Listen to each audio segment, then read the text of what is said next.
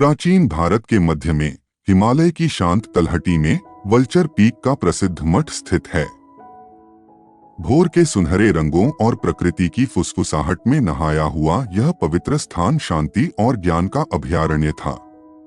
यहाँ भिक्षुओं ने ध्यान, अध्ययन और आत्मानुशासन के माध्यम से ज्ञान प्राप्त करने का प्रयास करते हुए बुद्ध की शिक्षाओं के लिए अपना जीवन समर्पित कर दिया। एक सुहानी सुबह आनंद नाम का एक युवा साधक मठ के द्वार पर आया। दृढ़ संकल्प से भरी आंखों और ज्ञान की लालसा वाले हृदय के साथ उन्होंने आदरणीय भिक्षु महिंदा का मार्गदर्शन मांगा, जो बुद्ध की शिक्षाओं की गहन समझ के लिए प्रसिद्ध थे। महिंदा के पास आते ही आनंद ने गहराई से प्रणाम किया, जो बोधि वृक्ष के नीचे कमल की स्थिति में बैठा था। युवा साधक का अभिवादन करते समय बूढ़े भिक्षु की आंखें आंतरिक शांति की रोशनी से चमक उठीं। आपका स्वागत है, आनंद। क्या चीज आपको गिद्ध शिखर पर लाती है? महिंदा ने शांत झील की तरह शांत स्वर में पूछा। मास्टर, मैं आत्मज्ञान चाहता हूँ। मैं अपने मन की बाधाओं, खासकर वासना और इच्छाओं की उथल पुथल पर काबू पाना चाहता हूँ। मैं खुद का सर्वश्रेष्ठ संस्करण बनना चाहता हूँ, आनंद ने गंभीरता से उत्तर दिया। महिंदा ने आनंद की खोज की गंभीरता को समझते हुए सिर हिलाया। आप जो रास्ता खोज रहे हैं वह आसान नहीं है, लेकिन समर्पण और सही मार्गदर्शन से इसे प्राप्त किया जा सकता है। आइए हम अपनी यात्रा स्वयं बुद्ध से एक सीख के साथ शुरू करें। महिंदा आनंद को एक शांत ध्यान कक्ष में ले गया, जो बुद्ध की मूर्तियों से सुसज्जित था और हवा में धीरे धीरे धूप फैल रही थी। वे मौन बैठे थे। शांत वातावरण आत्मनिरीक्षण का निमंत्रण दे रहा था। महिंदा ने कहा, बुद्ध ने हमें सिखाया कि दुख की जड़ इच्छा और आसक्ति में है।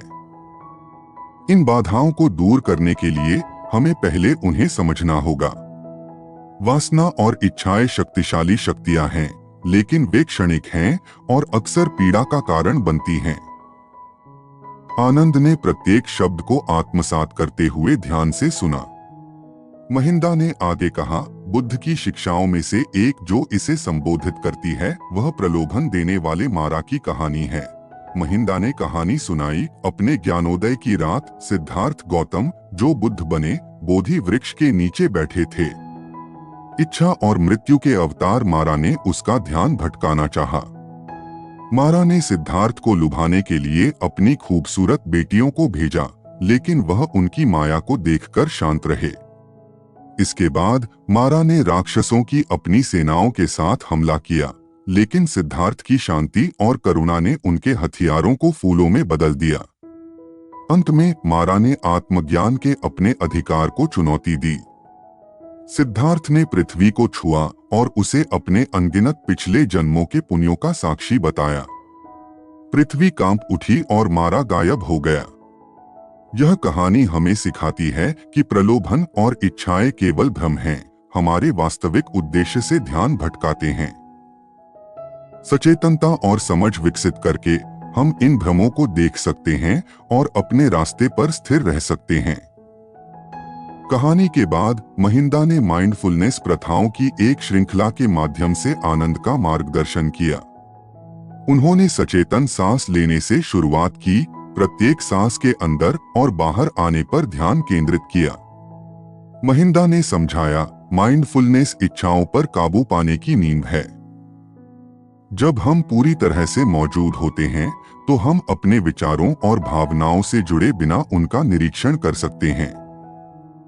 यह वैराग्य, वासना और अन्य विकर्षणों पर काबू पाने की कुंजी है। आनंद ने लगन से अभ्यास किया और अपने ऊपर शांति का भाव महसूस किया। जैसे जैसे दिन हफ्तों में बदलते गए, उसे अपने विचारों पर अधिक स्पष्टता से ध्यान आने लगा। उन्होंने देखा कि कैसे इच्छाएं पैदा होती हैं, टिकती हैं और अंततः खत्म हो जाती हैं। एक शाम महिंदा ने अष्टांगिक पथ के बारे में बात की, जो बुद्ध की एक केंद्रीय शिक्षा है जो दुख को समाप्त करने और ज्ञान प्राप्त करने का मार्ग बताती है। महिंदा ने कहा, सही दृष्टिकोण, सही इरादा, सही भाषण, सही कार्य, सही आजीविका, सही प्रयास, सही मानसिकता और सही एकाग्रता। ये 8 सिद्धांत हमें ज्ञान, नैतिक आचरण और मानसिक अनुशासन का जीवन जीने में मार्गदर्शन करते हैं। इस मार्ग पर चलकर हम अपने भीतर की बाधाओं को दूर कर सकते हैं। अपनी प्रगति के बावजूद आनंद को कामुक विचारों पर काबू पाने के लिए संघर्ष करना पड़ा। एक दिन उसने महिंदा के सामने अपनी कठिनाइयों का इजहार किया। मास्टर, मेरे प्रयासों के बावजूद मैं अभी भी खुद को वासनापूर्ण इच्छाओं से जूझता हुआ पाता हूँ। वे मेरे दिमाग पर छा जाते हैं और मेरी प्रगति में बाधा डालते हैं। मैं उन पर कैसे काबू पा सकता हूँ? महिंदा धीरे से मुस्कुराया। वासना सबसे चुनौतीपूर्ण बाधाओं में से एक है। यह हमारी जैविक और मनोवैज्ञानिक संरचना में गहराई से निहित है। लेकिन याद रखें, आनंद की बुद्ध को भी ऐसी चुनौतियों का सामना करना पड़ा था। मुख्य बात इन इच्छाओं से लड़ना नहीं बल्कि उन्हें समझना है। महिंदा ने बुद्ध से एक और शिक्षा साझा की। एक बार उपका नाम का एक व्यक्ति था जिसने बुद्ध से आत्मज्ञान के मार्ग के बारे में पूछा। बुद्ध ने समझाया कि वासना, घृणा और भ्रम 3 जहरों की तरह हैं जो मन को दूषित करते हैं। मन को शुद्ध करने के लिए व्यक्ति को उनके विपरीत गुणों को विकसित करना चाहिए: अनासक्ति, प्रेम, कृपा और ज्ञान। जब वासना उठे तो उसे बलपूर्वक न दबाएं। इसके बजाय इसे ध्यानपूर्वक देखें। देखें कि यह कैसे उत्पन्न होता है और लुप्त हो जाता है। इसके अनित्य स्वभाव को समझें। वासना को प्रेम, दया और करुणा से बदलें। जब आप वासना महसूस करते हैं तो उस ऊर्जा को सभी प्राणियों के लिए प्रेमपूर्ण विचारों की ओर पुनर्निर्देशित करें। यह अभ्यास वासना की ऊर्जा को अच्छाई की शक्ति में बदल देता है। आनंद ने इन शिक्षाओं को हृदयंगम कर लिया और प्रेम, कृपा, ध्यान का अभ्यास करना शुरू कर दिया। हर बार जब वासनापूर्ण विचार उठते थे तो वह अपने मन को सभी जीवित प्राणियों के प्रति दया की ओर मोड़ देते थे। उसने उन लोगों के चेहरों की कल्पना की जिनसे वह प्यार करता था, उन्हें और उससे भी आगे अपनी शुभकामनाएं दे रहा था। धीरे धीरे लेकिन निश्चित रूप से आनंद ने एक परिवर्तन देखा। कामुक इच्छाओं की पकड़ कमजोर हो गई। उसकी जगह प्यार की गहरी भावना और अपने आसपास की दुनिया से जुड़ाव ने ले ली। उसका मन स्पष्ट हो गया और उसका ध्यान गहरा हो गया। महिंदा ने आनंद की प्रगति को गर्व से देखा। आप सही रास्ते पर हैं, आनंद। याद रखें, आत्मज्ञान की यात्रा एक मैराथन है, तेज दौड़ नहीं। धैर्य और दृढ़ता आवश्यक है। नई स्पष्टता के साथ आनंद ने खुद का सर्वश्रेष्ठ संस्करण बनने के बारे में और मार्गदर्शन मांगा।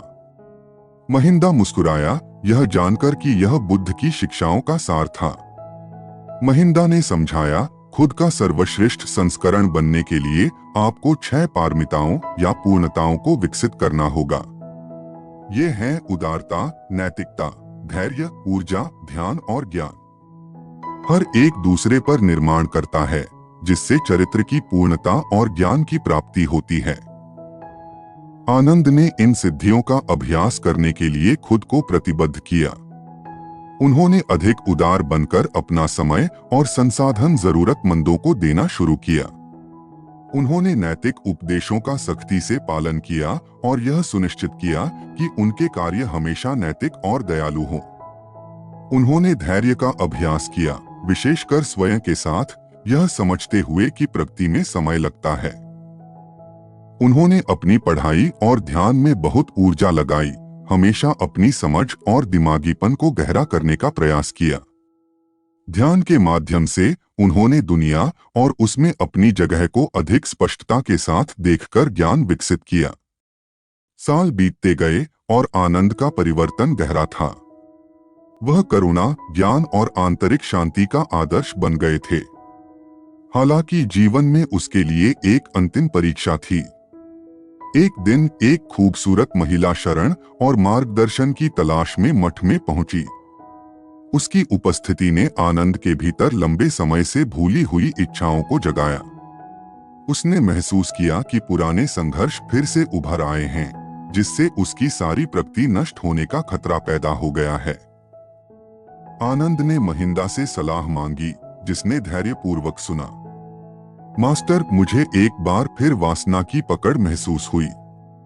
मुझे डर है कि मैं अपना रास्ता खो रहा हूँ। महिंदा मुस्कुराया, उसकी आंखों में एक जानने की झलक थी। आनंद, यह तुम्हारी अंतिम परीक्षा है। जो कुछ भी आपने सीखा है उसे याद रखें। अपनी सावधानी, करुणा और बुद्धि का प्रयोग करें। इसे एक झटके के रूप में नहीं, बल्कि अपनी समझ को लागू करने के अवसर के रूप में देखें। आनंद नए जोश के साथ अपने अभ्यास में लौट आए। उन्होंने अपने विचारों को ध्यानपूर्वक देखा, उनके अनित्य स्वभाव को समझा। उन्होंने महिला के प्रति प्रेम कृपा का निर्देश दिया, बिना किसी लगाव के उसकी शांति और खुशी की कामना की। धीरे धीरे उसके भीतर की उथल पुथल कम हो गई, उसकी जगह समता की गहरी भावना ने ले ली। एक शांत सुबह, जैसे ही भोर की पहली किरण ने मठ को चूमा, आनंद गहरे ध्यान में बैठे। उसे अपने भीतर एक गहरी शांति, शब्दों से परे एक स्पष्टता महसूस हुई। उस क्षण में उन्हें आत्मज्ञान की झलक, बुद्ध की शिक्षाओं की अंतिम प्राप्ति का अनुभव हुआ। बदलाव को महसूस करते हुए महिंदा शांत मुस्कान के साथ आनंद के पास पहुंचे। तुमने अच्छा किया, आनंद। आपने अपनी सबसे बड़ी बाधाओं को पार कर लिया है और खुद को बदल लिया है। याद रखें, आत्मज्ञान कोई मंजिल नहीं बल्कि एक यात्रा है। इस मार्ग पर सचेतनता और करुणा के साथ चलते रहें। आनंद ने अपने गुरु को गहराई से प्रणाम किया। उसकी आंखों में कृतज्ञता और श्रद्धा झलक रही थी। गुरु, आपका धन्यवाद। मैं न केवल अपने लिए बल्कि सभी प्राणियों के लिए प्रयास करना जारी रखूंगा। और इसलिए हिमालय की शाश्वत दृष्टि के तहत आनंद की यात्रा जारी रही, जो बुद्ध की शिक्षाओं की शक्ति और हम में से प्रत्येक के भीतर परिवर्तनकारी क्षमता का एक प्रमाण है। उनकी कहानी अनगिनत साधकों के लिए प्रेरणा बन गई, जो ज्ञान की तलाश में आशा और ज्ञान की किरण वल्चर पीक पर पहुंचे।